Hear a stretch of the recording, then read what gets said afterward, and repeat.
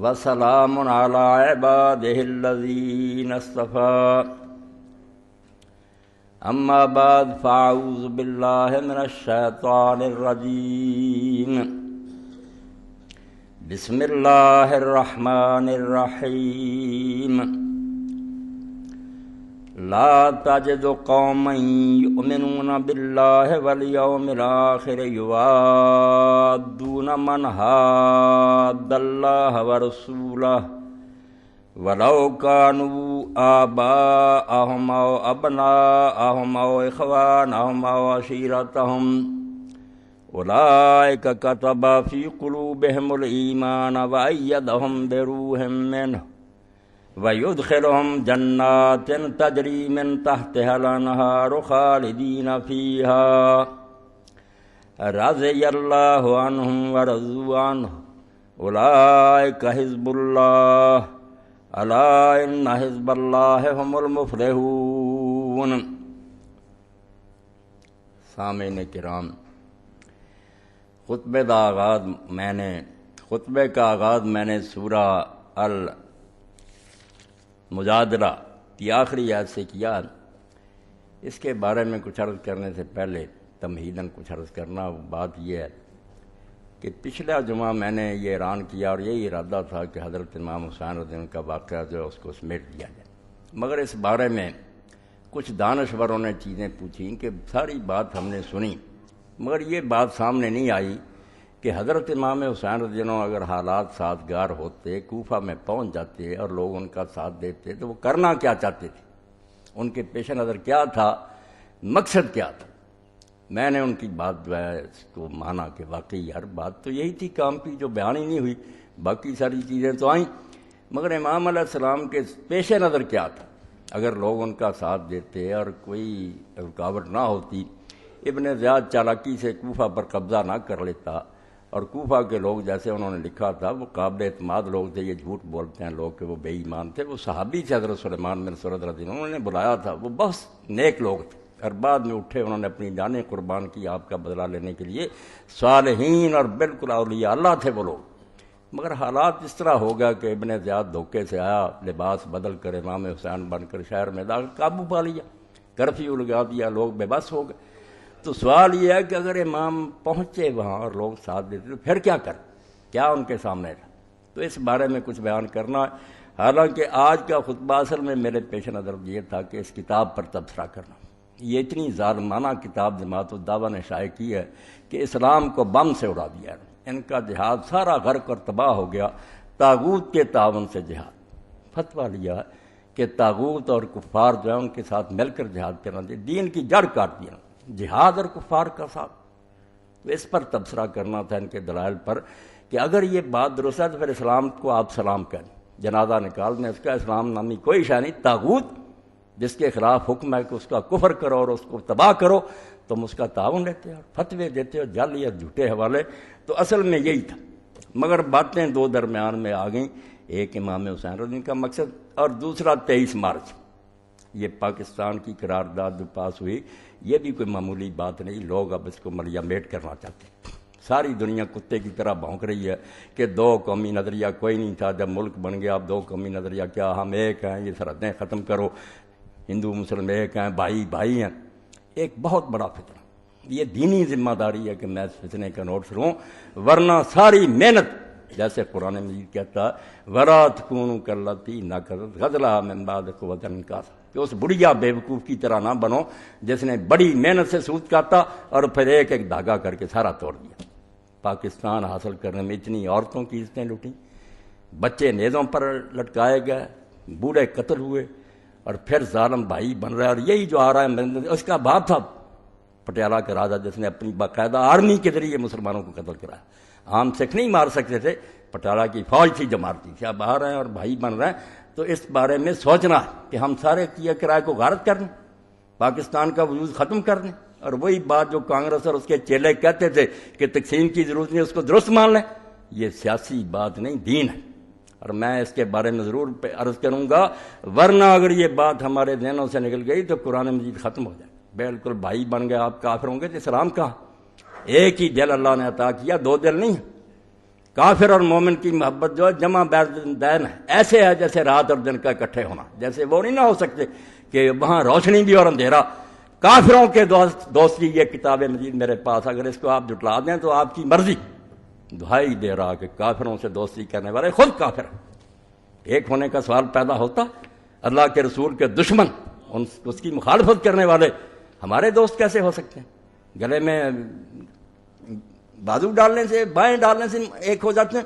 توبہ کرو، اللہ سے ڈرو. تو پہلے حضرت امام حسین رضی کا واقعہ، 2-3 حوالے صرف. امام چاہتے کیا تھے، ان کے پیش نظر کیا تھا. تو پہلے تو ان لوگوں کا خط ہے جنہوں نے امام حسین رضی کو بلایا. اب ان کے نام لکھ لیں اور ان لوگوں سے پوچھیں کہ بلایا تھا ارے غیروں نے. جیسے امام بھی بیوقوف صاحب معاذ اللہ، جس کو پتہ ہی نہیں تھا کہ میں اپنے والد کے ساتھ کوفہ میں رہوں. یہ کیسے آدمی؟ بدنام نہ کرو. یہ سب شہید ہوئے. اور امام ابن کثیر نے اپنی کتاب البدایہ میں ان لوگوں کی شہادت کے واقعات تفصیل سے لکھی. کس طرح جانے انہوں نے بھی بعد میں بدلہ لینے کے لیے ان کو بدنام کرتے ہو. کوئی غدار نہیں تھا. تو خط کیا تھا ان کا؟ خط لکھا بسم اللہ الرحمن الرحیم. یہ 261 صفحہ اور یہ جلد 4. امام طبری رحمۃ اللہ نے سارا لکھا. لحسین ابن علی من سلیمان ابن سرد والمسیب بن نجبہ ورفاع بن شداد وحبیب بن مظاہر وشیعت من المؤمنین والمسلمین من الکوفہ سلام علیکم فإنا نحمد إليك اللہ الذی لا الہ الا ہو. نام لکھے. اور یہ پہلا نام ہی یاد رکھیں، بس یہی کافی. یہاں سے پکڑ لیا کرو ان کو، حیا کرو. صحابہ کے آج کو سلیمان بن سرد کون تھا جن کا دفاع کرتے ہوئے اس کے مقابلے پاؤں کی خاک نہیں. صحیح بخاری میں اس کی اتنی حدیث، اس کو کہتے ہیں جھوٹا تھا. امام حسین کو اس نے بلایا، پھر گیا. شرم کرو. تو لکھا کہ ہم اللہ کی حمد کرتے ہیں. اما بعد فالحمدللہ الذی قسم عدوک الجبار العنید. فرمایا ہم اللہ کا شکر ادا کرتے ہیں کہ حسین، اللہ نے تیرے اس جبار اور دشمن کی کمر توڑ دی. امیر معاویہ کی بات کہ ہمیں خوشی ہوئی ہے کہ وہ مر گیا. وہ دشمن تھا اور تمہارے ساتھ سختیاں کرتا تھا، رنید تھا. الذی انتظار حاضر امہ. بالکل صحیح لکھا کہ کسی امت نے اس کو نہیں چنا. ایک دن بھی اس نے اپنے آپ کو پیش نہیں کیا کہ امت مجھے چنے. پہلے علی خلیفہ ہوا، بغاوت کر دی. صوبے کے گورنر نے جنگ لڑی، دیکھا کہ ہار رہے ہیں، قرآن مجید کھڑے کر دی. قرآن پر فیصلہ، قرآن پر فیصلہ. حضرت علی کہتے رہے قرآن مانتے ہوتے تو یہاں تک نوبت کیوں آتی؟ یہ دھوکہ ہے. مگر لوگ سادہ جو تھے وہ آ گئے اس چکر میں کہ قرآن نہیں مانتے. 2 سالس مقرر ہوئے، ساری دنیا جانتی ہے کس طرح امیر معاویہ کے سالس نے سری دھوکہ کیا. ابن کثیر فرماتے خدا اور قید اس سے زیادہ بے ایمانی بھی ہو سکتی ہے کہ بات کوئی طے کی، مجمع میں آ کر دھوکہ کر دیا. کلی معذور ہے، معاویہ خلیفہ، بغیر اس کے کہ کبھی امیر معاویہ نے سوچا بھی وہ میں خلیفہ بنوں گا. نہیں، خواہ مخواہ اعلان کر دیا. نہ اس کا دعویٰ، وہ خون کا مطالبہ کرتا. امیر المومنین معذور، یہ خلیفہ. تو فرماتے ہیں کہ اس امت کا تخت جس نے چھین لیا، خواہ مخواہ کوئی وہ اہل نہیں تھا. صحابہ مہاجر انصار زندہ تھے. فابتزا امرہ، امت سے اس کی باغ ڈور جو سی زبردستی چھین لی. غاصبانہ بیٹھ گیا، غصب اور چھین لیا اس کو. فیا مال غنیمت بھی لوٹ لیا، زکوٰۃ اور سارا جو مال غنیمت تھا ناجائز کرپشن کے طور پر اپنے چیلوں میں تقسیم کرنا شروع کر دیا. لوگ صحابہ سے جا کر پوچھتے کہ دے اس کو زکوٰۃ. اب جب کہ ہم دیکھ رہے ہیں کہ محکمہ زکوٰۃ تباہ ہو گیا. تو صحابہ نے کہا، حضور نے فرمایا تھا ظالم حاکموں کو دے دو، تم بری ہو گئے، بھگتتے پھریں گے یہ لوگ. یہ سب حدیث کی کتابوں میں ہے. وَتَمَّرَ عَلَيْهَا بِغَيْرِ رِضًا مِنْهَا. یہ خط ہے جو انہوں نے حضرت حسین رضی کو لکھا کہ امت کی مرضی کے بغیر زبردستی اس کا امیر بن گیا. ثم قتل خیارہ، اور پھر اسی پر بس نہیں کی. جو امت کے نیک لوگ اچھے تھے کہ یہ سر اٹھاتے ہیں، مخالفت کرتے ہیں، قتل کرتے. بے گناہ حضرت حجر بن علی جیسے صحابہ مار دیے جن کا کوئی جرم نہیں تھا. اور حضرت حجر کہہ کر مرے کہ میرے کپڑے نہ اتارنے خون آلود، میں پلس رات پر اس کے سے اسی طرح ملوں گا. اٹھاؤ صحابہ پر کتابیں. نیکوں کو قتل کیا، وسطب کا شرارہ، اور جو حرامی تھے ان کو زندہ رہنے دیا. زیاد بن ابی ورگے ان کو اپنے بھائی بنا لیا، حکومت میں شریک کر لیا. وجعل مال اللہ دولتم بین جبابرتہا، اور سلطنت کا مال جو تھا اللہ کا بیت المال وہ جابروں اور ڈکٹیٹروں میں گھمانا شروع کر دیا. غریب محروم اپنے چیلوں کو اغنیاء ہے. فبعدا لہم کما بعد ثمود، وہ اسی طرح دور ہو جس طرح سمود دور ہو گئے. تو کہا انہوں نے کہ ہمارا کوئی امام نہیں ہے، اگر آپ آئیں شاید اللہ ہمیں آپ پر اکٹھا کر دے اور امت کی پھر کوئی بگڑی بن جائے. یہ خط جب امام حسین رضی اللہ عنہ کو ملا تو آپ نے جواب میں پھر جو لکھا وہ سن لیں، جس میں پتہ چلے کہ اصل مشن کیا تھا، وہ ہوا یا نہیں ہوا۔ راستے میں لوگ بیٹھ کے ڈر کر حکومت نے جبر کر دیا، الگ بات۔ وہ لوگ بھی کہتے تھے کہ ہمیں امام چاہیے، سربراہ مملکت جو اللہ کے دین پر عمل کرے، اور امام نے بھی لکھا بسم اللہ الرحمن الرحیم، یہ 262 من حسین ابن علی علی المرائے من المؤمنین والمسلمین، کہ مسلمانوں اور مومنوں کی جماعت کو میں لکھ رہا ہوں۔ اما بعد فإن حانع و سعید قادم علیہ بکتبکم، کہ یہ دو آدمی تمہارے خط لے کر آئے ہیں، وکان آخر من قادم علیہ من رسلکم، پہلے بھی قاصد آیا ہے مگر یہ دو آخری آدمی حانی اور سعید جو سب سے آخر میں آئے ہیں۔ وقد فہمت کل الذی اقتصصتم وذکرتم، جو کچھ تم نے لکھا اور بیان کیا وہ میں نے سارا سمجھ لیا۔ اس کے بعد پھر آخر میں آپ نے فرمایا کہ میں بھائی کو بھیج رہا ہوں، اگر اس نے لکھا کہ حالات ایسے ہیں میں آؤں گا، تو وہاں بات کیا جو اصل میں لکھی، بس سارے واقعہ کی جان۔ فَالْأَمْرِ مَرْ امام العامل بالکتاب والآخذ بالقسط والدائن بالحق والحابس نفس والذات اللہ والسلام۔ یہ پاکستان بھی سنے اور پورا عالم اسلام سنے کہ امام کون ہوگا، پریزیڈنٹ کون بنے گا، مسلمانوں کا حکمران، نماز کا امام نہیں۔ قوم کیا ہے، قوموں کی امامت کیا ہے، اس کو کیا سمجھیں یہ بیچارے دو رکعت کے امام، اب 2 رکعتیں پڑھانے والے رہ گئے، بس یہی امام ہے۔ وہ امام سے کبریٰ بھول ہی گئی کہ پوری دنیا کا سردار، ورلڈ آرڈر کا مالک، پوری دنیا کو کہے کہ ٹھیک ہو جاؤ ورنہ اسلامی فوجیں آ رہی ہیں۔ ہم ناراض ہوتے ہیں امریکہ پر، مقام وہی ہے جو مسلمان خلیفہ کو ہونا چاہیے۔ ٹھیک ہے وہ ظلم کے لیے استعمال کر رہا، مگر دین یہی چاہتا اتنے طاقتور ہو کہ ساری دنیا کو نوٹس دو کہ اپنے علاقوں میں امن سے رہو، ہم بدماشی نہیں برداشت کر سکتے، اور نہیں تو ہماری فوجیں آئیں گی پیشگی، ہم اجازت نہیں لیں گے، گھس جائیں گے۔ یہ سارے یو این او کے معاہدے دھوکہ، آپ جب چاہتے ہیں گھس جاتے ہیں، ہمارے لیے معاہدے نہیں، امن سے رہو، یا سب فرے۔ ایک طاقت ہونی چاہیے ایسی، شہداء الناس، پوری دنیا کی نگرانی کرے کہ کیا ہو رہا دنیا میں، اور کہے کہ آرام سے رہو، ہم ملک نہیں چھیننا چاہتے، نہ دین بدلوانا چاہتے ہیں، مگر ظلم نہیں زمین پر برداشت کرو۔ تو امام نے جو لکھا یہ نچوڑ ہے پورے دین کا۔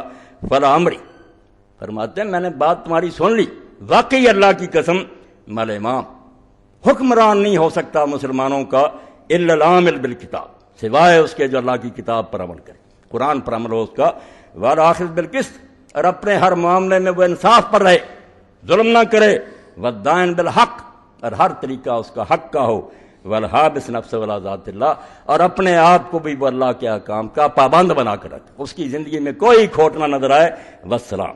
یہ لکھ لیا کہ میں نے خط پڑھ لیا اور واقعی امام ایسا ہی ہونا چاہیے، اسی کے لیے آپ گئے۔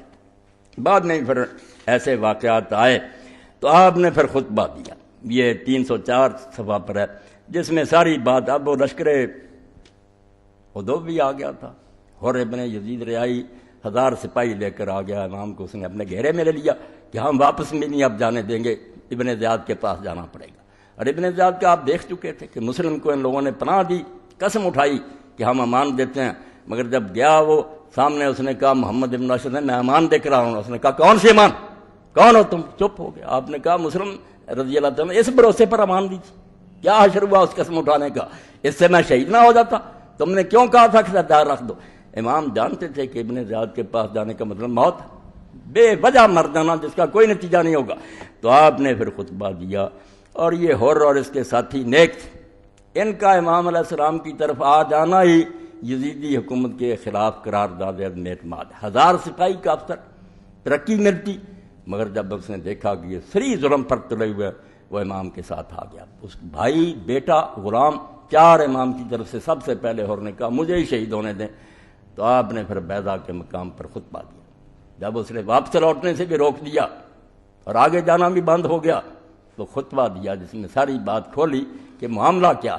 تو فرماتے ہیں ان عقبۃ بن ابی العذار ان الحسین خطب صحابہ و صحاب الحر بالبیضا، وہ دشمن بھی کھڑے تھے، ساتھی بھی، فحمد اللہ وثنا علیہ، آپ نے اللہ کی حمد و ثنا بیان کی، ثم قال ایھا الناس، پھر کہا لوگو ان رسول اللہ صلی اللہ علیہ وسلم قال، اللہ کے رسول نے، میرے نانا نے فرمایا تھا، مر سلطان جائرا مستحل الحرم اللہ، جب تم دیکھو کہ ایسا ظالم حاکم بن گیا مسلمانوں کا جو اللہ کی حرام کی ہوئی چیزوں کو حلال سمجھتا، اس کے لیے حلال حرام کچھ نہیں، ناقص لعہد اللہ، اور اللہ سے جو اس نے وعدہ کیا تھا مسلمان ہوتے وقت کے دین پر چلیں گے اس کو توڑ دیا، مخالف سنت رسول اللہ صلی اللہ علیہ وسلم اور حضور کی سنت کے خلاف طرز عمل اختیار کیا، یعمل فی عباد اللہ بالاسم والعدوان، لوگوں میں وہ ظلم اور زیادتی کے ساتھ حکومت کرتا، فلم یغیر علیہ بفعل ولا قول، فلم یغیر علیہ بفعل ولا قول، جس نے یہ سب کچھ ہوتے دیکھا مسلمان نے نہ زبان سے اعتراض کیا نہ اپنے فعل سے اس کو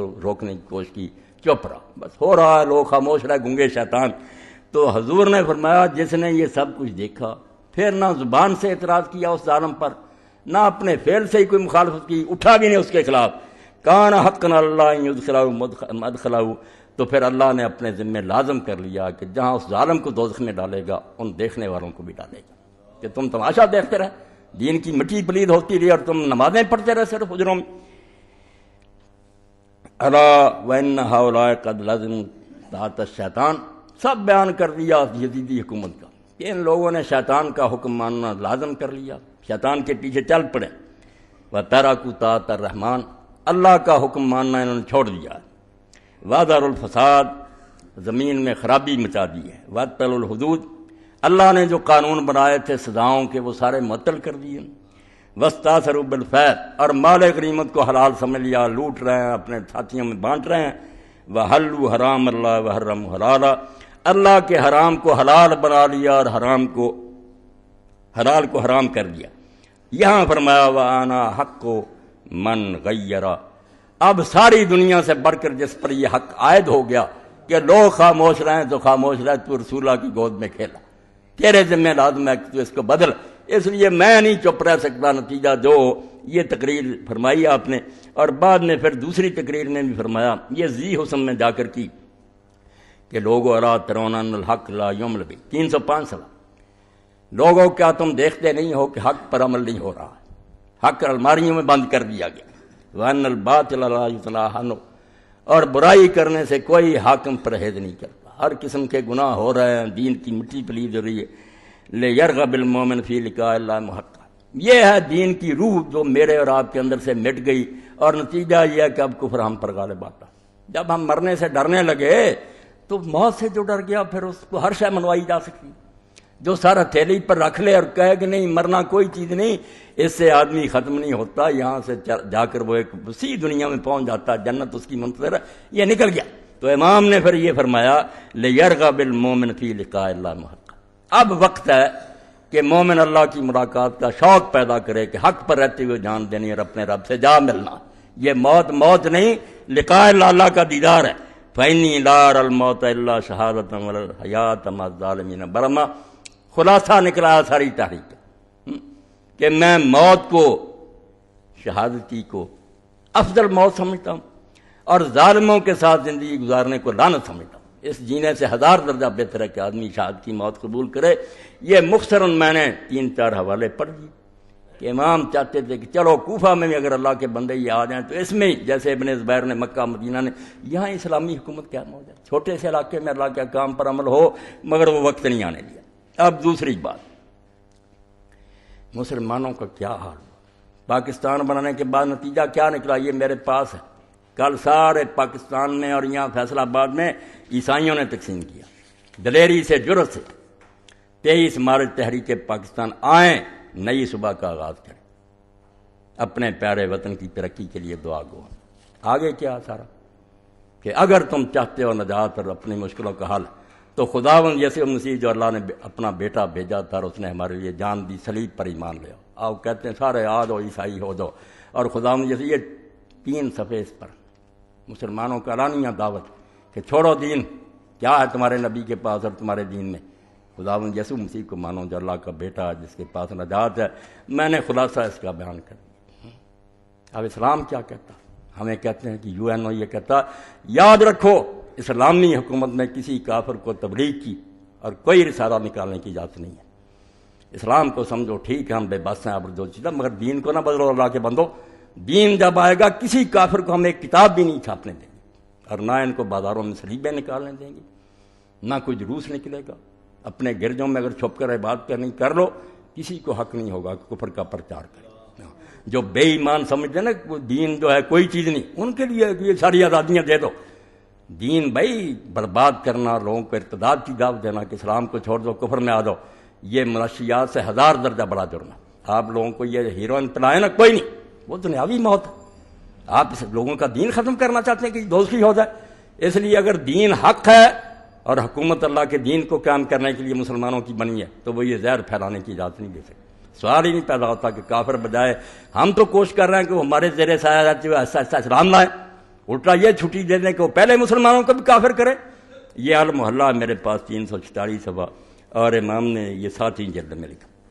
والصغار ہوا یجری حکم الاسلام علیہ واللہ یظہر شیئا من کفر ولا مما یحرم فی دین الاسلام، کہ اللہ نے جو قرآن میں کہا نا سورہ توبہ میں کہ یہودیوں اور عیسائیوں کو اس وقت معافی دو حتیٰ یؤتوا الجزیۃ عن ید وہم صاغرون، ہاتھ پر رکھ کر بے بسوں کی طرح اس طرح لے کر جزیہ اور ٹیکس آئیں اور مسلمان حکمران کو پیش کرے وہم صاغرون، اور چھوٹے بن کر رہیں، بالکل گٹھیا۔ یہ جو کہتے ہیں نا برابر کے شہری کفر بکتے ہیں، کافر مسلمان کے برابر، کافر 1000 درجہ گناہ گار ہو کسی کافر کو اس کے برابر نہ کرو۔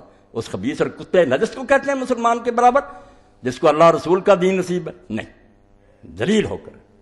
اس لیے حضرت عمر رضی اللہ عنہ کا معاہدہ جنہوں نے لکھا رہا ویجمع الصغار شروط عمر رضی اللہ عنہ کہ حضرت عمر نے جو معاہدہ کیا تھا نا شام میں، فرماتے ہیں اس میں ساری شرطیں آ گئی کہ ان کو کیسے نیچے بنا کر رکھا۔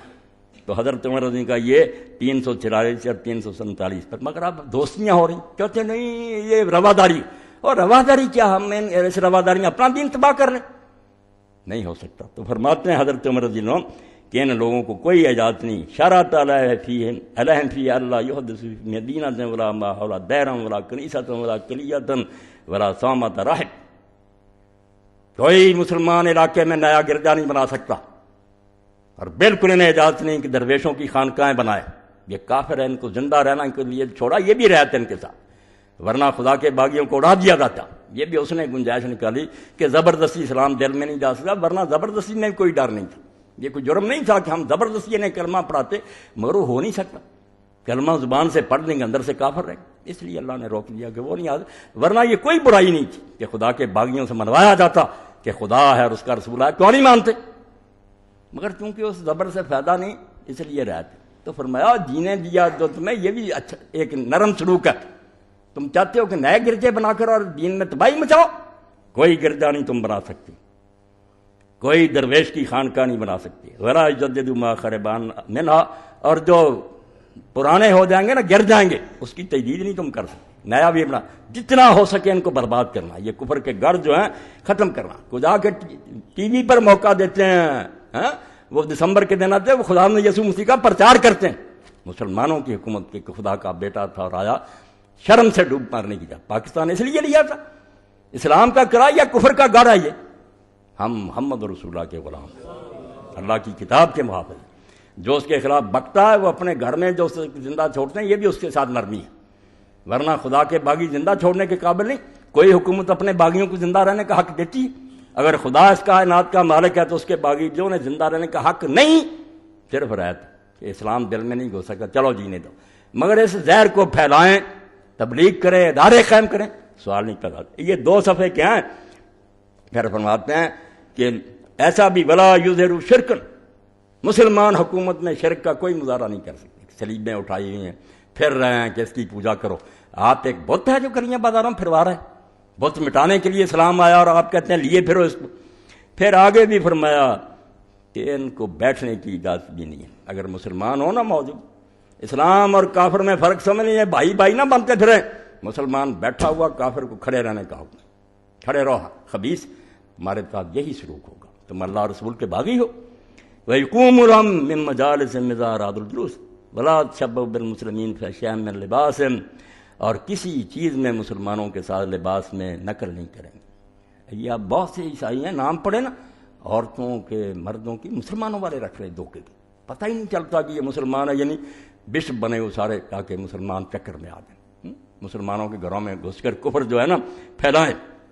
ولا یبیع الخمور، میں چھوڑتا جاتا ہوں کہ نہ شراب ہی بیچ سکتے، ولا یظہر صلیبا ولا شیئا من کتب من شیئا من طرق المسلمین، نہ سلیب اور نہ اپنی کتابوں میں سے کسی کتاب کو مسلمانوں کی گلیاں بازاروں میں نہیں لا سکتے۔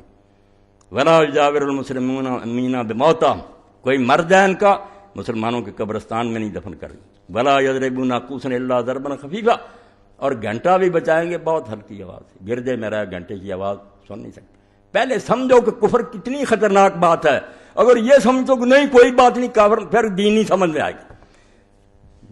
ایمان زندگی ہے اور کفر موت، اس لیے کافر قرآن کہتا مرے ہوئے، یہ چلتے پھرتے مرے ہوئے کافر بے دین، اور جن کو یہ کافر کر رہے ہیں وہ بھی ظلم کر رہے ہیں، جہنم کی طرف لے جا رہے ہیں۔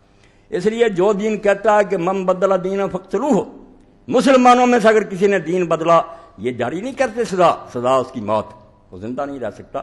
اب اسلام کے بعد تو لوٹ گیا، اب صرف کھانے پینے کے لیے تو چھوڑ دیں قتل، اسلام نہ لاتا، اگر لایا تو اب نکلنے نہیں دیں گے۔ یہ کوئی ایسا نہیں کمرہ کی ادھر سے داخل ہو نکل جاؤ، مرتد کی سزا قتل۔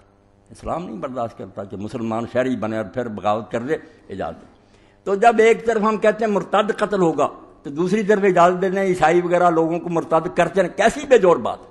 یا اجازت دیں کہ مرتد ہوتے ہیں تو ہوتے رہیں، اور اگر کہتے ہیں مرتد نہیں ہونے دینا قتل کر دینا تو تبلیغ کی اجازت کیسے دے سکیں؟ کفر، کوئی اجازت نہیں تبلیغ کی، بھائی نہیں بن سکتے۔ توبہ توبہ توبہ کرو اس سے۔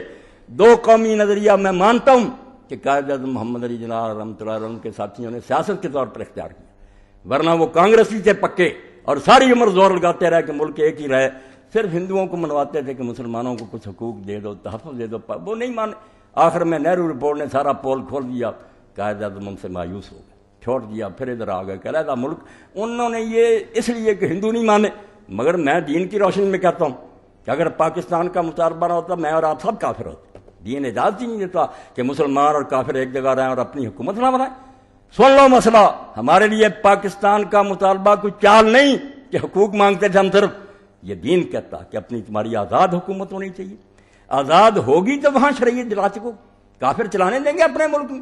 اس لیے خطہ عربی کا حصول توحید کا تقاضا، لا الہ الا اللہ ہی نہیں پورا ہوتا اگر مسلمانوں کا اپنا ملک ہو۔ آپ کیسے کہیں گے کہ سوائے اللہ کے کوئی حاکم نہیں؟ حکومت تو برطانیہ کی ہوگی، اور ایک انگریز کافر نے اپنا سفر نامہ لکھا، وہ بھیس بدل کر حاجی بن کر گیا، اس نے اپنے سفر نامہ میں لکھا طنز کے طور، اور سچا کہتا میں جب سنتا تھا کہ لبیک اللہم لبیک لبیک لا شریک لک لبیک ان الحمد والملک والنعمت والملک لا، کہ بادشاہی تیری ہے، تیرے کو میں ہنستا تھا۔ بادشاہی تھے ہندوستان میں ملکہ وکٹوریہ کی، تم غلام ہو، جو حکم دیتے تمہارا قرآن اندر بند رہتا، اس پر چلنا پڑتا۔ کیا بکتے ہو کہ بادشاہی سچ کہتا کہ ہم زبان سے کہتے ہیں بادشاہی الگ، کہاں ہے بادشاہی الگ؟ ساری زمین پر کفر نے غلبہ پیدا کر لیا، بے شک وہ مسلمان حکمران دوسرے سب نے قرآن کو چھوڑ دیا۔ اس لیے مطالبہ یہ کوئی سیاسی بات نہیں، نہ یہ دو نظریہ مٹ سکتا ہے۔ وہ بے وقوف لوگ ہیں جو سمجھا، اگر قرآن کو سمجھتے ہو، ایک گھر میں دو بچے پیدا ہو، ایک ماں کے پیٹ سے، ایک نے اسلام قبول کر لیا ایک نے نہیں، وہ دو قوم ہیں، یہ اس کی وراثت نہیں پا سکتا۔ ان میں سے ایک بھائی مرے گا، دوسرے کو اس کی جائیداد نہیں ملے گی، رشتہ ہی کوئی نہیں رہا، بیٹی نہیں ایک دوسرے کو دے سکتے، کیونکہ یہ دو الگ راستے ہیں۔ اس قرآن کے ساتھ ٹھٹھا کرتے ہو کہ کافر اور مسلم ایک ہیں، لکیریں مٹا دو، ایک بھائی مٹا دو، جو صرف کرسیوں کے لیے لڑتے تھے، رب بھی چاہتے ہیں چلو 4 کرسیاں ود ادھر سے زیادہ مل جائیں، ان کا تو دین مذہب کوئی نہیں۔ ہم قرآن کی روشنی میں سمجھتے ہیں کہ اگر پاکستان نہ رہا اور باقی مسلمان ممالک بھی آزاد نہ رہے تو دین پر کبھی عمل نہیں ہو سکتا۔ اب یہ نہیں کرتے تو چلو بدقسمتی ہے، موقع تو ہے نا، کبھی ہمیں عقل آ جائے ہم آزاد چلا سکتے۔ اگر غلبہ کفار کا ہوگا کہاں اسلام چلے گا؟ اس لیے یہ کوئی نہ سیاسی بات ہے نہ کوئی دین کا مطالبہ ہے۔ اور اس بارے میں سید ابو العلا مودودی رحمۃ اللہ علیہ نے اس وقت جو کتابیں لکھی، یہ ناشکری کریں لوگ، بے شک مسلم لیگ کے پاس کوئی نظریہ نہیں ہے، کوئی دلیل نہیں تھی کہ ہندوؤں سے الگ کیوں، سیٹوں کا مسئلہ نہ انگریز کو سمجھ میں آتا، کیا کہتا یار اتنی قومیں پہلے بھی رہتی، ایک ملک میں رہو، سیٹیں لے لینا۔ نہیں، مولانا نے لکھا کہ نا یہ تو توحید کا معاملہ۔ اور حسین احمد مدنی رحمۃ اللہ علیہ کے رد میں جو کتاب لکھی، جس کو آج تک دیوبندیوں نے معاف نہیں کیا، کہ شیخ الحدیث کا رد مولانا مودودی نے لکھا۔ اور مولانا نے باتیں میں کہا اگر میں اپنے آپ کو دیکھوں میں ایک بچہ ہوں، پڑھا ہوا نہیں ہوں، وہ شیخ الحدیث ہے مدینہ میں، مگر کیا کروں، کفر پھیل رہا کہ کافر اور مسلم ایک قوم ہے اور قومیں وطن سے بنتی ہیں، کوئی بات ہے کرنے کی؟ وطن ایک ہی تھا مکہ، مگر ابو لہب اور محمد رسول اللہ پھر ایک قوم نہیں ہے۔ وہ چچا تھا نہیں بھائی، اخدائے قومیت مسلم کشود از وطنا قائمہ ہجرت نمود، کہتا ہے ہجرت سمجھی تم نے؟ مکے سے زیادہ کوئی پیاری جگہ تھی؟ اللہ کا گھر تھا، مگر جب ٹائی پڑ گئی کہ یا دین بچاؤ یا مکہ رکھو، حضور نے فرمایا مکہ چھوڑ دینا، دین نہیں چھوڑ۔ اس لیے وہ مسئلہ قومیت اللہ کے لیے پڑھیں، اور مسلمان اور موجودہ سیاسی کشمکش 2 حصے مولانا کے پہلے ہر بندہ پڑھے۔ ان دنوں میں اللہ کے لیے اس کو لے کر پھیلا دو، ورنہ یہ بیڑا غرق ہو رہا۔ پاکستان کے وجود کی نفی کر رہے ہیں کہ ضرورت ہی کوئی نہیں دیواریں برن لگی، اور دیواریں برن کیا وہ دونوں عیسائی تھے، دنیاوی لڑائی سے انہوں نے تقسیم کر لی، ہمارا معاملہ وہ ہے؟ نہیں، ہم کافر اور مومن ہیں، ہم دونوں میں اتنا فرق ہے زمین و آسمان کا، ہم کس طرح ہمیں تم ایک کرتے۔ اب میں نے یہ آیت جو پڑھی سورہ المجادلہ، سن لے اللہ کا کیا تھا، بھائی بننے والے کافر ہو چکے، لا تجد قوما یؤمنون باللہ والیوم الآخر یوادون من حاد اللہ ورسولہ۔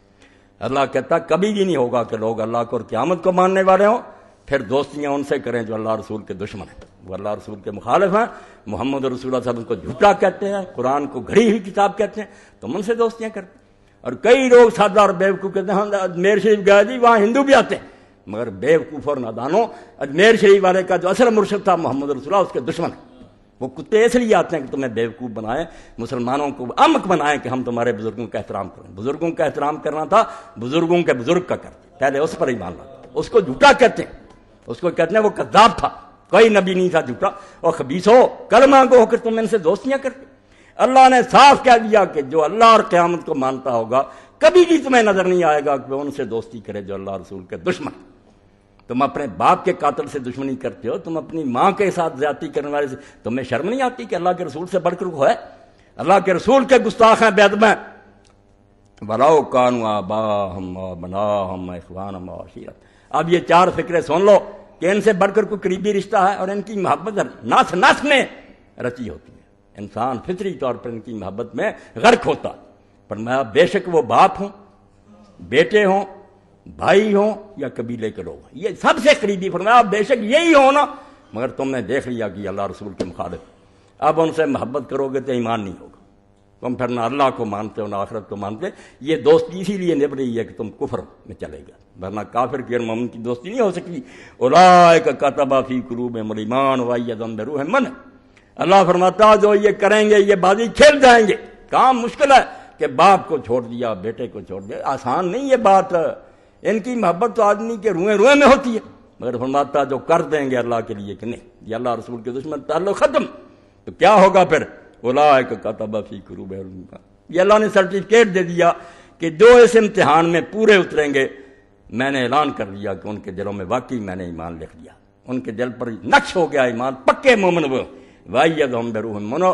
اور اگر وہ دیکھیں گے کہ اب مشکلات ہوں گی، قبیلہ چھوٹ گیا، بایا کیا بنے گا، وایدہم بروح منہ، اللہ اپنے فیض خاص سے ان کی مدد فرمائے گا، کسر نکال دے گا۔ لوگوں نے مکہ چھوڑا، رشتہ دار چھوڑے، مدینہ نہیں دے دیا، پھر وہاں رہائش بھی ملی، رزق بھی ملا، بھائیوں سے بڑھ کر بھائی انصار مل گئے۔ فرمایا کسریں نکل جائیں گی، کر دو، چھری پھیر دو باپ بیٹوں ساروں کو اگر یہ اللہ رسول کے دشمن ہے۔ وَيُدْخِلُهُمْ جَنَّاتٍ تَجْرِي مِن تَحْتِهَا الْأَنْهَارُ۔ یہ دنیا کوئی نہیں، اس کے مفاد کیا سوچتے ہو کہ تجارت ہوگی، بسیں جائیں گی، یہ ملے گا، یہ بھی نہیں ملے گا، بالکل نہیں ملے گا، دھوکے ہیں سارے، ہاں۔ مگر ہوگا کہ اللہ پاک جو اللہ کے لیے سب کو چھوڑ دیں گے۔ آگے بھی ایک دنیا، وہاں اللہ نے باغوں میں داخل کر، ایک جنت نہیں، جنات، حضور صلی اللہ علیہ وسلم نے فرمایا 100 جنت ہے وہاں، ایک یہاں ہے، آسمان کے فاصلے کے برابر دوسری ہے، اتنا فاصلہ بھی، یعنی ہم 14 منزلیں دیکھتے ہیں نا کسی بینک کی، ہو اتنی سٹوری، فرمایا 100 منزل، اور فاصلہ اتنا جتنا آسمان سے زمین تک کا۔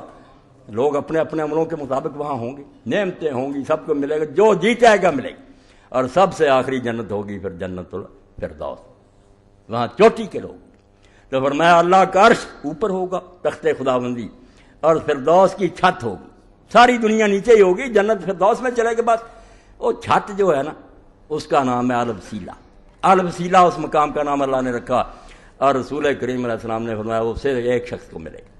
مجھے اللہ کی رحمت سے امید ہے، آپ فرماتے ہیں کہ وہ میں ہی ہوں، مگر دعویٰ نہیں کر سکتا۔ تم میرے لیے اذان کے بعد دعا کیا کرو، صلی اللہ علیہ الوسیلہ مانگا کرو کہ آت محمد الوسیلہ، اے اللہ وہ وسیلہ، وہ مقام ہمارے نبی کو دے تو میں پھر تمہاری شفاعت کروں گا۔ اب دیکھیں کہ ساری دنیا نیچے ہے، نبی ولی اوپر اللہ، اور پھر بات وہ بن گئی جو پڑھتے ہیں لوگ قصہ مختصر کرنے کے لیے کہ بعد از خدا بزرگ تو ہی قصہ، یعنی مظاہرہ ہی ہو جائے گا کہ اب سب نیچے ہیں، آپ سب سے اوپر ہیں، اوپر صرف اللہ۔ تو فرماتا اللہ پاک، اور یہ جو بھائیوں بہنوں سب کو جواب دے دیں گے کہ یہ خدا کے دین کے دشمن ہیں، ہماری کوئی دوستی، میں پھر انہیں باغوں میں داخل کروں گا جن کے نیچے نہریں بہتی، کبھی خشک سالی نہیں آئے گی، درخت سوکھیں گے نہیں، خالدین فیہا، اور یہ بھی نہیں ہوگا کہ یہ وہاں مر جائیں تو پھر مزہ کرکرا ہو جائے یا نکال دیے جائیں، نہیں، خالدین فیہا، ان باغوں میں پھر ہمیشہ ہمیشہ رہیں گے۔ انعام اللہ بتا رہا ہے، رضی اللہ عنہم ورضوا عنہ۔ تو یہ صحابہ کرام کے لیے نہیں، سب کے لیے فرما رہا ہے، جو یہ کر دیں گے اللہ ان سے راضی ہو جائے گا، وہ اللہ سے راضی ہو جائے گا۔ اس سے بڑا انعام کوئی نہیں۔ کیوں اللہ کیوں راضی ہو جائے گا؟ بھائی جو مطالبے میرے تھے، جو میں چاہتا تھا کہ یہ کام کر کے دکھاؤ، تم نے کر دیا، شاباش، میں خوش ہو گیا کہ تم نے میری مرضی کے کام دنیا میں کر دیے سارے۔ خوش ہونا نہیں، سرٹیفکیٹ دیجیے، میں خوش ہو گیا۔ تو یہ کیوں خوش ہو جائیں گے پھر؟ اللہ تو خوش ہو گیا کہ کام سارے کر دیے اس کی مرضی کے۔ اب بندے کیوں خوش ہوں گے؟ بندوں کو یہ بتایا کہ باغ ہیں، نہریں ہیں، محلات ہیں، مگر جب وہاں جائیں گے تو جیسے ابن عباس فرماتے ہیں، اللہ کی قسم یہاں ہمیں صرف نام ملے، ہم سنتے ہیں باغ ہے، محل، یہی ذہن میں آتے ہیں کہ یہ محل بنے، نہیں، جب وہاں جائیں گے فرماتے ہیں اللہ گواہ آپ دیکھیں گے نہ وہاں یہ محل ہوں گے، نہ یہ دودھ ہوگا، نہ یہ کیلے ہوں گے، وہ چیزیں ہی اور ہیں، مگر اس کا بیان اللہ کیسے کرے؟ ہماری ڈکشنری میں لفظ نہیں۔ وہاں جائیں گے تو پھر خوش آ جائیں گے، او ہمارے اندازے، ہمارے قیاس اور گمان سے تو بہت زیادہ مل گیا، نحال ہو۔ فرمایا اللہ خوش ہو جائے گا کہ میری منشا کے مطابق کام کی، یہ خوش ہو جائیں گے کہ جتنے وعدوں سے ہم سمجھتے تھے یہ تو اس اندازے سے بہت زیادہ مل گیا۔ اولئک حزب اللہ، اللہ کی جماعت صرف یہی ہے۔ باقی جو کہتے ہیں ہم بھی اللہ کی جماعت ہیں، مسلمان جھوٹے ہیں، بکواس کرتے ہیں کہ اللہ رسول کو ماننے کے دعوے کرتے ہیں، دشمنوں سے دوستی کرتے ہیں۔ الا ان حزب اللہ هم المفلحون، سن لو کہ صرف اللہ کی پارٹی فلاح پائے گی اور کامیاب ہوگی، باقی تباہ ہو جائیں گے، دوزخ کا ایندھن بنیں گے، جلا دیے جائیں گے گندے دانے، مومن جیتیں گے۔ ایک آیت اور پڑھ لوں تاکہ یہ جو نا دو قومی نظریے کو ختم کر لیں، شروع سے آخر تک پڑھیں۔ یہ بھائی کوئی سیاسی بات نہیں کہ ملک بن گیا ختم ہو گیا، یہ کلمے کی تقسیم ہے۔ جو مانتا ہے وہ ایک قوم ہے، جو نہیں مانتا وہ کافر دوسری قوم۔ رشتے نہیں ہو سکتے، وراثت نہیں مل سکتی، کوئی تعلق نہیں ہے۔ باپ میرا فوت ہوتا وہ معاذ اللہ کافر ہوتا، میں مسلم ہوتا، لا یتوارث اہل ملتین، دو ملتیں بن گئی، اب تم سے وراثت نہیں لے سکتے۔ ہاں میں مروں میرا باپ نہیں حصہ پا سکتا۔ اتنی تقسیم اللہ کا دین کہتا، تم مٹانا چاہتے ہو کہ کافر مسلمان ایک ہو جائے۔ یہ دوسری آیت ہے سورہ الممتحنہ، اس میں اللہ نے کہا قد کانت لکم اسوۃ حسنۃ فی ابراہیم والذین معہ، کہ یہ جو تمہیں کہا جا رہا ہے کہ چھوڑ دو ان سارے رشتہ داروں کو، یہ کوئی نیا مطالبہ؟ قد کانت، پہلے سے یہ مثال تمہارے سامنے نہیں ہے۔ تمہارا باپ ابراہیم عراق میں پیدا ہوا تھا، وہاں باپ آدر تھا، اس کی قوم اور برادری تھی، اس کا حکمران تھا نمرود۔ تو ابراہیم علیہ السلام اور اس کے ساتھیوں کا نمونہ تمہیں یاد نہیں رہا؟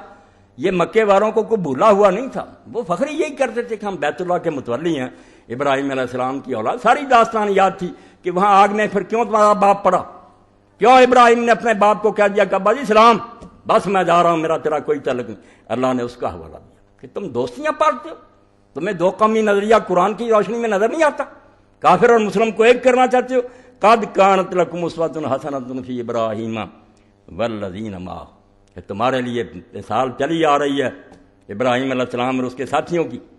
اذ قالوا لقومہم، جب انہوں نے اپنی قوم کو للکار کر کہہ دیا، یہ دو قومی نظریہ، انا براء منکم ومما تعبدون من دون اللہ، کہ ہم اعلان کرتے ہیں کہ ہمارا تمہارے ساتھ بھی کوئی تعلق نہیں، آج سے تم ہماری برادری کوئی نہیں ہے، کوئی رشتہ نہیں، براء منکم، تم سے بھی قطع تعلق، اور اللہ کے سوا جن کو تم پوچھتے ان پر بھی ہم پھٹکار بھیجتے، لعنت ہے ان معبودوں پر، ہم نہیں مانتے۔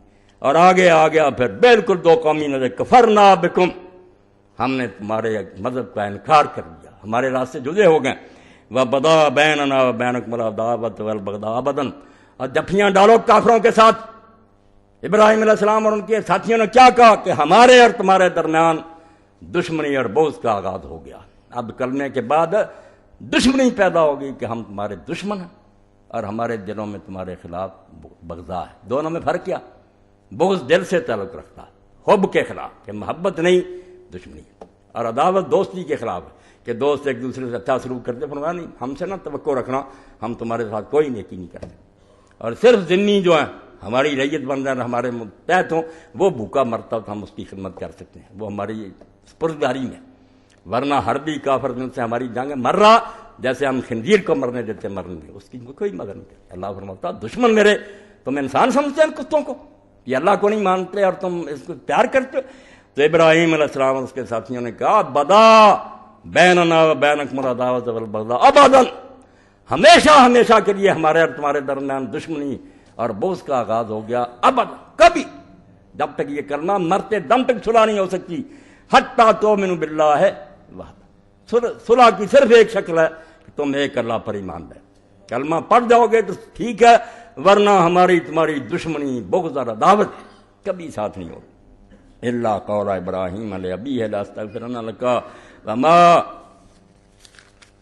املک لک من اللہ من شیء، اللہ پاک نے فرمایا ابراہیم علیہ السلام نے جو کچھ کیا سب ٹھیک، توحید کا مطالبہ یہی تھا کہ اللہ کو مانتا تو اللہ کے دشمنوں کے ساتھ کوئی دوستی، اگر حکومت کا وفادار ہے حکومت کے باغیوں سے پیار نہیں ہو سکتا، یا اللہ کو اور اس کے رسول کو ماننا چھوڑ یا ان کے دشمنوں میں جا کے مل جا۔ ایک بات کہا ابراہیم علیہ السلام کی نہیں، اس کی پیروی نہیں کرنی، وہ سورہ توبہ میں اللہ نے بتایا کہ کی وہ بھی اس نے نیک نہیں کی، بری بات نہیں، اللہ نے تعریف کی ہے کہ ابراہیم چونکہ بہت نرم دل تھا، باپ کو چھوڑتے وقت اس کے دل پر بڑی چوٹ لگی، اس نے بچپن میں مجھے پالا تھا، پیارا باپ تھا، اور سورہ مریم میں جب پڑھتے ہیں نا 4 آیتیں جن میں ابراہیم علیہ السلام نے جب سمجھایا بڑے ادب سے، بالکل جیسے منت اور طلع کہ یا ابت ہے، یا میرے ابا جی، میرے ابا، گستاخی نہیں کی، مانا نہیں، کہنے لگا نکل جا میری آنکھوں کے سامنے۔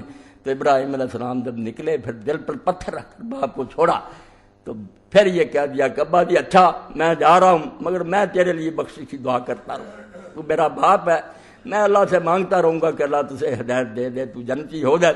تو اللہ پاک فرماتا کرتا رہا، مگر جب فلما تبین له اللہ وتب للہ، اللہ کی طرف سے وحی آ گئی کہ جب تک وہ زندہ تھا تیری امید ٹھیک تھی، تو آس رکھتا تھا کلمہ پڑھ جائے، وہ ابراہیم وہاں عراق میں کافر مر گیا، اب دعا نہ کرنا، وہ میرا دشمن رہا۔ تو اللہ فرماتا تبرأ منہ، حضرت ابراہیم علیہ السلام نے پھر دل پر پتھر رکھ لیا، پھر اس کو یاد کرنا چھوڑ دیا، کوئی دعا نہیں کی۔ تو اللہ فرماتا ہے تم دوسروں کو روکتے ہو، دوستیاں کرتے ہو، جن کی پٹیالہ کی فوج نے لاکھوں مسلمان مارے، اسے مرنے سے کہ باپ نے سکھ ملٹری بھیج کر مسلمانوں کو ہلاک کرایا، پیٹ چاک کیے عورتوں کے، اب بھی کئی ہزار عورتیں وہیں ان کے گھروں میں، بچے جہاں نہیں بیچارے، تم دوستیاں کرتے ہو۔ تو فرمایا ابراہیم علیہ السلام نے جو کچھ کیا وہ نیک نیتی سے کیا، باپ تھا غمخواری سے اس نے کہہ دیا، مگر تم یہ کام نہ کرنا کہ مشرکوں کے لیے دعا کرو، وما املک لک من اللہ من شیء، یہ ہے بھائی اللہ کے سامنے بے بسی کہ ابراہیم علیہ السلام باپ کے لیے دعا بھی کرنے کا وعدہ کرتے ہیں، مگر صاف کہتے ہیں ہم لوگ خدا کی خدائی بانٹتے رہیں کہ ولیوں اور اولیوں کو نبیوں کو دے دیں، نہیں نہیں، خدائی خدا کے ہاتھ میں، وہی پیدا کرنے والا چلا رہا ہے، نبی پیارے ہیں، دعائیں ہیں، سفارشیں، مگر وہ سفارش ہی ہے نا، مالک کی مرضی ہے، قبول کرے یا رد کرے۔ تو ابراہیم علیہ السلام نے جب کہا ابا جی دعا کروں گا، تو ساتھ ہی کہہ دیا کہ ابراہیم علیہ السلام کے پاس کون سا زور ہے کہ وہ منوارے گا، قرآن کو پڑھا کرے تو ہی سمجھ آئے کہ ماشاء اللہ کے بغیر چارہ نہیں، بھائی اللہ تو چاہے گا، فرمایا وما املک لک من اللہ من شیء، میں اللہ سے بچانے کے لیے ابا جی آپ کے لیے کچھ بھی نہیں کر سکتا، میرے بس میں کچھ نہیں کہ میں چھڑا لوں، منت کروں گا، دعائیں کروں گا۔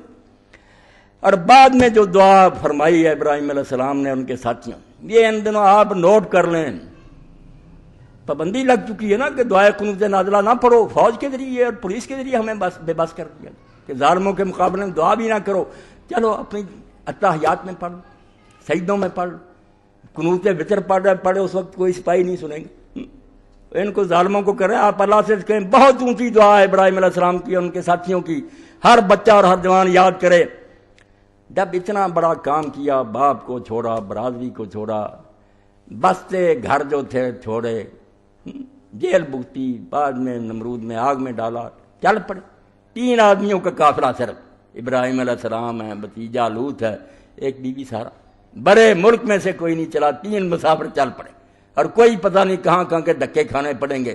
تو اس وقت جو دعا کی، یہ سب لوگوں کو ہر وقت کرنی چاہیے، ہر مشکل کا حل ہے، ربنا علیک توکلنا، اللہ ہم نے یہ قدم اٹھا دیا، مگر ہم سمجھتے ہیں کہ یہ کوئی آسان بازی نہیں، یہ کھیل نہیں ہے، مشکلات آئیں گی، پریشانیاں آئیں گی، خدا جانے دوسرے ملکوں میں ہمارے ساتھ کیا ہو، ربنا علیک توکلنا، یہ سہارا ہے مومن کا، جس کی وجہ سے یہ جرأت کرتا ہے کہ ہمارے رب ہم نے تیرے اوپر بھروسہ کیا، سارا کام اپنے تیرے حوالے کر دیا، اب تو بہتر جانتا کہ ہمارے ساتھ کیسے کرنا ہے، ہم نے سارا کام جو زیادہ سپردم بتو مایا خیشرا، تو دانی حساب کم و بیشرا، تھوڑے بہت کا حساب جانتا ہے تو، ہم نے تیرے سپرد اپنا کام کر دیا۔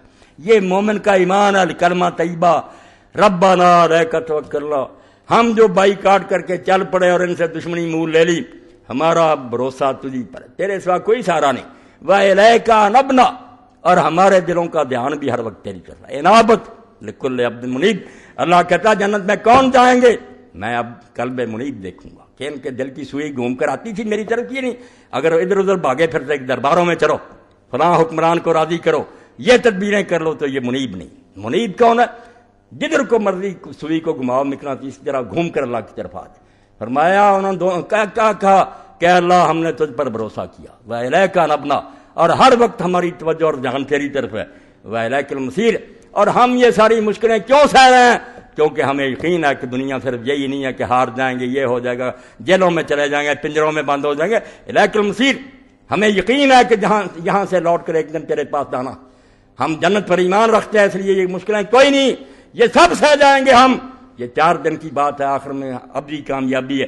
ربنا لا تجعلنا فتنة للذین کفروا، اب تو رب یہ کرنا کہ ان ظالموں کو اتنا موقع نہ دے دینا کہ یہ ہمیں آگ پر لٹا کر تپائے۔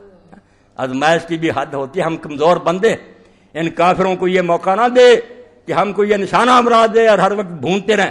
فتنہ عربی زبان میں کہتے ہیں آگ پر بھوننا، معمولی بات نہیں، آزمائش نہیں سرتا، آزمائش تو اس کی ایک شاخ ہے۔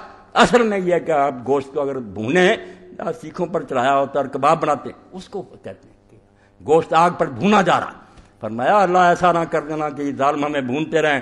وغفر لنا ربنا، پیغمبر اور اس کے ساتھی مانتے ہیں کہ اگر ہمارے راستے میں کوئی مشکل آئی اور وہ حل نہ ہو سکی، ہمارا گناہ ہوگا، توبہ پاک ہوتے ہوئے وغفر لنا ربنا، ہم سے اگر کچھ قصور ہو رہے ہیں تو اللہ معاف کر دینا، ان کی وجہ سے ان کافروں کو نہ ہم پر سوار کرنا، انک انت العزیز الحکیم۔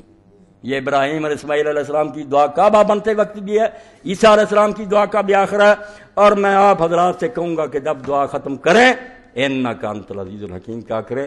عزیز اور حکیم سے مجھے قرآن میں بڑھ کر کوئی اللہ کا اسم نہیں ملا۔ کیا ہے عزیز؟ کہ ہر لحاظ سے اتنا پاورفل کہ اس کے لیے کوئی کام مشکل نہ ہو، جس سے کوئی کام ہو سکے کوئی نہ ہو سکے، وہ عزیز نہیں ہو سکتا۔ عزیز ایسا ہے، اتنا غالب ہے کہ اس کے لیے ناممکن اور مشکل کوئی بات نہیں، جو چاہے کرے۔ اب اس کے ساتھ یہ بھی خطرہ کہ اب جو چاہے کرنے والا جو وہ بے لگام ہو جاتا، اتل کلنان ہو جاتا، کوئی پتہ نہیں، نیک کو دوزخ میں ڈال دے، بدکار کو جنت میں لے جائے، جیسے کئی احمق ایسا ہی کہتے ہیں کہ ایسی بے اصولی ہوگی۔ فرمایا نہیں، تو غالب ہے، مگر ساتھ کیا ہے؟ الحکیم، دانا ہے، کبھی غلط نہیں کرتا، جو سزا کے لائق ہے صرف اس کو سزا دے گا، جو بخشے جانے کے لائق بخشا جائے گا۔ حکیم نے حفاظت کر دی، بدر کا آ گیا، جیسے حکیم دوائی پلاتے ہیں نا ہمیں، تو ساتھ بدر کا تجویز کرتے ہیں کہ اس سے گرمی ہو جائے گی، اس سے خشکی، یہ ساتھ یہ بھی کھاتے رہے، اس کو بدر کا کہتے ہیں نا عربی میں۔ تو اللہ نے جو حکیم بتایا نا کہ نبی ساتھ ہی کہتے کہ ہم مانتے ہیں کہ تو جو چاہے کر دے، کون پکڑ سکتا تیرا ہاتھ، مگر ساتھ ہی ہمیں پورا یقین اور علم ہے کہ تو غلط کبھی نہیں کرے گا، تیری ہر مشیت ہر فیصلہ حکمت کے مطابق ہوگا، اصول کے تحت ٹھیک اور درست۔ تو یہ 2 دعائیں جو ابراہیم علیہ السلام کے ساتھیوں کی اس قابل ہیں کہ ہر معاملے میں آدمی ان کو اپنے لیے حرص بنا لے، یہ شیلٹر سمجھیں آپ، کلانشوف سمجھیں، اللہ تعالیٰ ہر معاملے میں دین و دنیا کو حفاظت فرمائے گا۔ تو اس لیے میں نے آپ کے سامنے بات کہی، اور اگر میرے دوست سن رہے ہیں تو وہ تلاش کریں، مودودی صاحب کی وہ کتابیں ان دنوں میں پھیلائیں، کیونکہ مسلم لیگ کے پلے کچھ نہیں تھا، ان لوگوں نے پھر مولانا کی کتابیں خرید کر اس وقت بیچی کہ دین کی روشنی میں ہم پاکستان کیوں چاہتے ہیں۔ مولانا نے کہا یار جھگڑا ہے گاندھی اور کچرا کا، یہ تو کلمہ طیبہ کی لڑائی ہے کہ کافر کے ساتھ مسلمان ایک ملک میں نہیں رہ سکتے، اس کو آزاد سلطنت چاہیے جہاں وہ اللہ رسول کے حکم کی اطاعت کر سے، ورنہ وہ غلام ہی ہوگا۔ اور اب تو ہم آزادی کے بعد بھی غلام ہی ہیں کہ ہمیں پھر بھی دین نہیں نصیب ہوا، وہ گورے کافر چلے گئے، بعد میں کالی چمڑیوں والے بیٹھ گئے، مگر دین وہی رہا، ظالم نظام رہا۔ تو اللہ کا دین جو ہے نا پاکستان کے بارے میں جو کچھ ہے۔ اور ایک بات میں آپ کی خدمت میں یہ بھی عرض کروں، ایک شخص مر گیا، آئی جی ہو کر مرا، غریبی سے بیچارہ اٹھا اور بہت ترقی تک گیا، نیم شین صاحب نے اپنی بیٹی اس کو دے دی، بڑا نیک سلوک کیا، وہ مالی کا بیٹا تھا چودھری سردار محمد آئی جی، اس نے بہت کتابیں لکھی، جو شخص ان کو نہیں نہ پڑھے گا میں نہیں سمجھتا کہ اس کو پاکستان کی سمجھ آئے گی۔ اس کے روئیں میں اسلام اور پاکستان تھا، جو اس کی کتابیں ہیں نا، متاع فقیر ہے، اور اسی طرح ٹیڑھی راہوں کا سیدھا مسافر نواز شریف پر لکھی ہے، 7 راج سارے صدروں کے اندر کے بیت، اس نے کہا میں سب جانتا ہوں کہ کیا حرام زدیاں ہوتی ہیں اور اس ملک کے ساتھ کیا مذاق ہو رہا، اور ایک کتاب تازہ اس نے لکھی، قائد اعظم محمد علی جناح اس صدی کا سب سے بڑا انسان۔ اس میں کوئی شک نہیں کہ قائد اعظم میں اور کوئی خامیاں ہوں تو ہزار خامیاں، مگر وہ سچا آدمی تھا، ارادے کا پختہ تھا، کوئی اس کو خرید نہیں سکتا تھا۔ یہ انگریز ہندو سب کافر مان گئے کہ ایسے اٹل حوصلے والا بندہ نہیں دیکھا۔ ہزار جتن کیے، رشوتیں دی، وزیر اعظم بنانے کے لیے گاندھی نے کہا کہ ملک ایک رہنے دے وزیر اعظم، اس نے کہا یار یہ سودا، میں اتنے کروڑ مسلمانوں کو ذبح کروں، تم بے ایمان ان کو پھر غلام بنائے رکھو۔ تو یہ ان کی کتابیں بھی آپ لوگوں کو خریدنی چاہیے، پڑھنی چاہیے۔ میں اللہ کے لیے کہتا ہوں کہ یہ نہ سمجھا کریں کہ یہ دنیاوی بات ہے۔ تھانی صاحب رحمۃ اللہ علیہ فرماتے ہیں اگر روز خان کا میں اخبار نہیں پڑھا جاتا آدھا دین تباہ ہو گیا۔ اخبار پڑھو، پتہ چلے کہ دنیا میں ہو کیا رہا، مسلمانوں کے ساتھ دنیا کیا کر رہی ہے، تباہی کے سمے تم حجروں میں بیٹھے ہوئے۔ تو یہ کتابیں پڑھا کرے، مجھ کو سیاسی وغیرہ کوئی نہ کہے۔ دین اگر سیاست سے الگ ہو جائے وہ دین ہی نہیں، کوئی دین نہیں۔ دین وہی ہے جو نظر رکھے کہ دنیا اللہ کے حکم کے مطابق چل رہی ہے یا بغاوت ہو رہی ہے، کیا نتائج رکھیں۔ تو چودھری سردار احمد کی کتابیں میں پڑھنے کے بعد آپ کو کہتا ہوں کہ جب آدمی شروع کر دیتا چھوڑتا نہیں، اتنے ایمان کے ساتھ اور پاکستان کی محبت سے اس نے لکھی ہے نا۔ اور یہ جتنے ہیں نا فوجی حکمران دوسرے، سب کو اس نے بتایا کہ میں ان کے ساتھ کیا ہے ان کے ارادے۔ تو یہ سازش سمجھیں، پاکستان کی حفاظت کریں، دعائیں کریں اللہ سے کہ اللہ جو اس ملک کو برباد کرنا چاہتا ہے۔ اور ذرا اشارہ کر دوں، کئی مرتبہ میں نے کیا کہ یہ جو مدرسہ ہے، مولانا نذیر احمد صاحب رحمۃ اللہ علیہ فوت ہو گئے، امدادیہ، اور ان کے جو سرپرست ہیں تقی عثمانی صاحب، ان کی کتابیں پڑھا کریں۔ یہ پاکستان کے دشمن نہیں ہیں، یہ وہ لوگ تھے جو مولانا اشرف علی تھانوی رحمۃ اللہ علیہ کا گروہ تھا، دیوبند چھوڑ گیا کیونکہ وہ کانگریس کا گڑھ بن چکا تھا۔ ان لوگوں نے دینی نقطہ نظر سے کتابیں لکھی مسلم لیگ کی حمایت کے لیے۔ اب بھی یہ ملک میں کوئی فتنہ نہیں پیدا کرتے، شیعہ ہوں، سنی ہوں، بریلوی، وہابی نہیں، یہ ان فتنوں میں نہیں آتے۔ وہ کہتے ہیں یہ چیزیں چلی جاتی ہیں، ٹھیک ہے، کوئی گمراہ، ہم ملک نہیں برباد کرنا چاہتے، اتنی محنت تو سر ہے۔ مگر جو مولانا حسین احمد کا گروہ ہے، کیا نام بتاؤں، مولانا فضل الرحمان سمیت سب ان کے شاگرد ہیں۔ وہاں سے اسد مدنی آتا، ان کو یہ لائن دے کر جاتا، یہ سپاہی صاحب بار دوسرے سارے فتنے شیعہ سنی یہیں تھے۔ یہ صرف ایک پردہ کہ ملک برباد کرو، نہ مسجدوں کو امن سے رہنے دیتے ہیں، نہ ملک کو خوشی رہنے دینا چاہتے ہیں۔ اور ابھی ایک شخص نے بتایا کہ وہ ہمارے افریقہ گئے اور وہاں تانے کے طور پر اس نے کہا اسد مدنی کہ پاکستان کا ایک حافظ قرآن لڑکا تھا جو عیسائی ہو گیا۔ پاکستان کی مذمت کوٹ کوٹ کر بڑھی ہے۔ بھائی پاکستان کا اس میں کیا قصور ہے؟ انڈیا میں لوگ مرتد نہیں ہوتے، مکے مدینے میں کافر نہیں ہوا، یہ پاکستان بیچارے کا گناہ۔ تو یہ حوالہ دے رہا کہ پاکستان کا ایک آدمی عیسائی ہو گیا، وہ اندر بغض ہے کہ پاکستان نہیں بننا چاہیے تھا۔ ہمارے شیخ العزیز ٹھیک کہتے تھے، یہ اکھنڈ چاہتے کہ اکھنڈ بھارت ہو جائے، اور ہمارے بیوقوف نادان بھی کچھ ایسے ہیں جو نادانی سے کوشش کر رہے ہیں کہ کافر مسلم ایک ہو جائے۔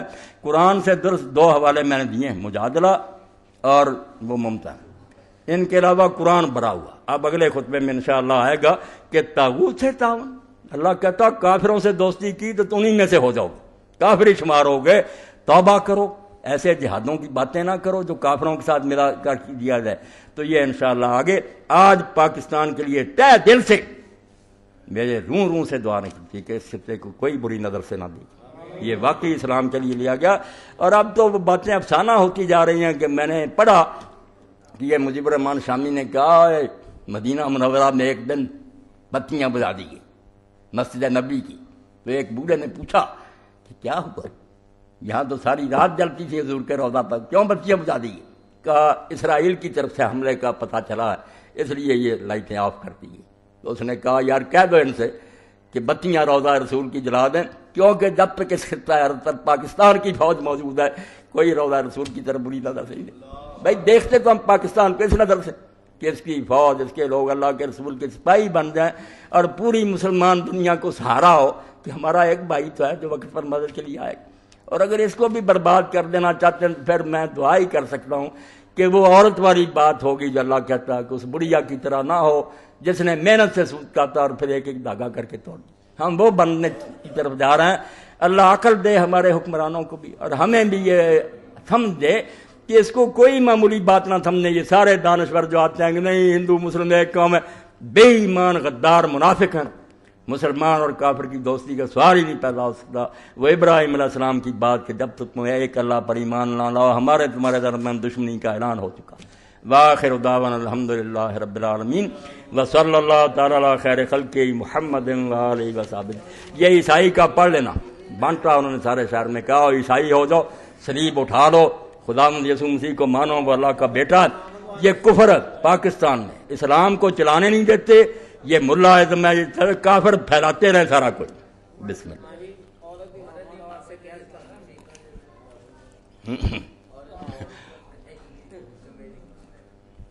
کیا کروں بھائی شریف، مسائل تو ہوتے ہیں بہت، وقت ہوتا ہے تھوڑا۔ الحمدللہ۔ محترم مولانا صاحب، لوگ کرکٹ کا میچ دیکھنے یا انڈیا سیر کے لیے جاتے ہیں، کیا وہ گناہ گار ہیں؟ جواب سے مطلع فرمائیں۔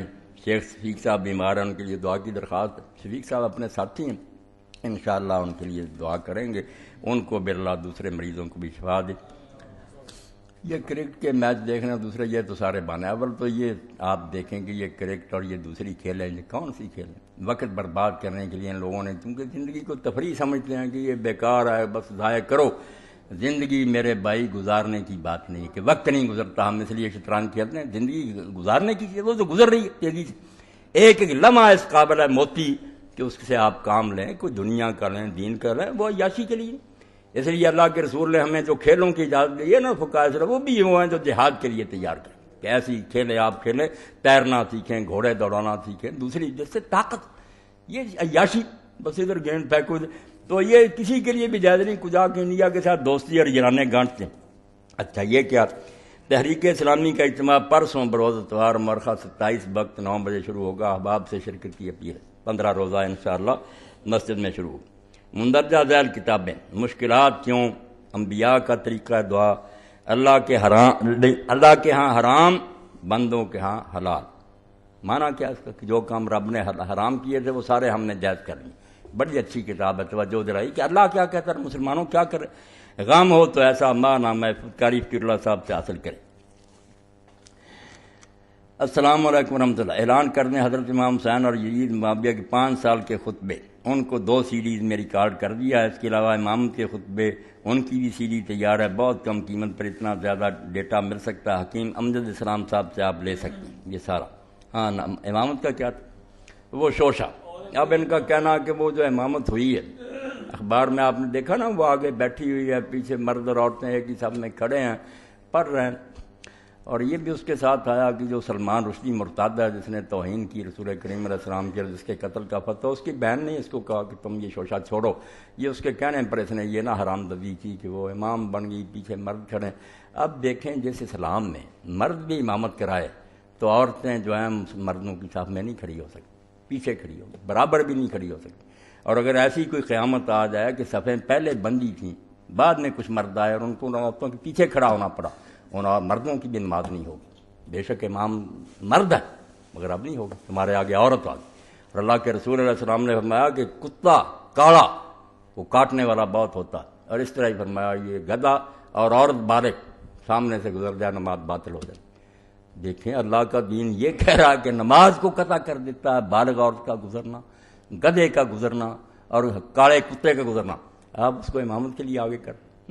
جو مرد کے پیچھے بھی مردوں کی صف میں نہیں کھڑی ہوتی پیچھے۔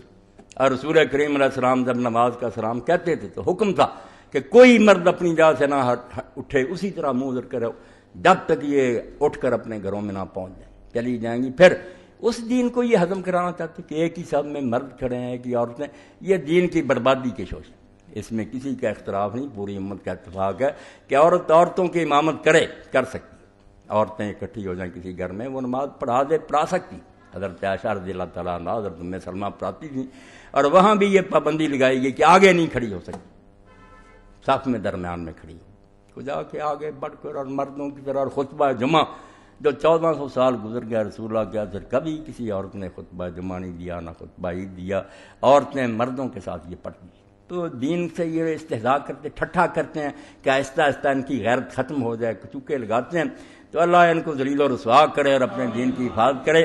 اللہم صلی علی محمد وعلی آل محمد وبارک علی محمد وعلی آل محمد کما صلیت وبارکت علی ابراہیم وعلی آل ابراہیم انک حمید مجید۔ یہ بھی اعلان ہے بھائی، مدثر صاحب ہیں اپنے دار ارکم کے وہ چیئرمین ہیں، انہوں نے 31 مارچ سے 3 اپریل تک یہ 4 دن ہے program, art council hall, Iqbal stadium Faisalabad, بعد نماز مغرب تا 10 بجے رات۔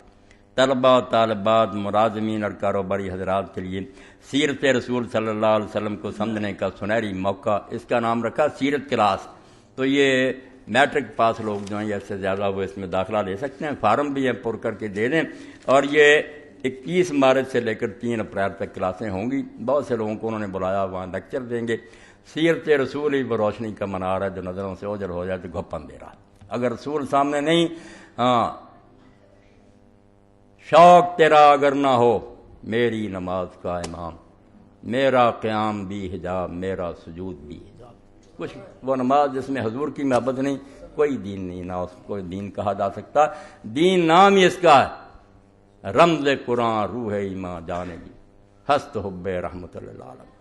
سارے دین کا خلاصہ ایک لفظ میں نکالیں، حضور کی محبت۔ اسی لیے میں کہتا ہوں، پہلے کہہ چکا، حضور کے دشمن ہمارے دوست بن جائیں، یہ قیامت سے بڑا حادثہ کہ اللہ کے رسول کے باغیر ہمارے دوست، خدا بچائے۔ اللہم صلی علی محمد وآلہ بارک وسلم۔ اللہم اغفر للمؤمنین والمؤمنات والمسلمین والمسلمات الاحیاء منهم والاموات۔ اللہم انصر الاسلام والمسلمین واخذل الکفرۃ والمشرکین۔ ان اللہ یامر بالعدل والاحسان وایتاء ذی القربی وینہی عن الفحشاء والمنکر والبغی یعظکم لعلکم تذکرون۔ کشاید پر بفکر آشیانہ، کیسی مثال دی ہے کہ جب پرندے کا وقت ہوتا ہے شام کا تو وہ پھر اپنے پر کھولتا ہے اپنے آشیانے کی طرف جانے کی، اور مومن کا اصل آشیانہ مکہ اور مدینہ ہی ہے۔ کتنے ترستے ہیں کہ وہاں موت آ جائے، حضور کے روضہ کے سائے میں دفن ہو جائیں۔ جو شیخ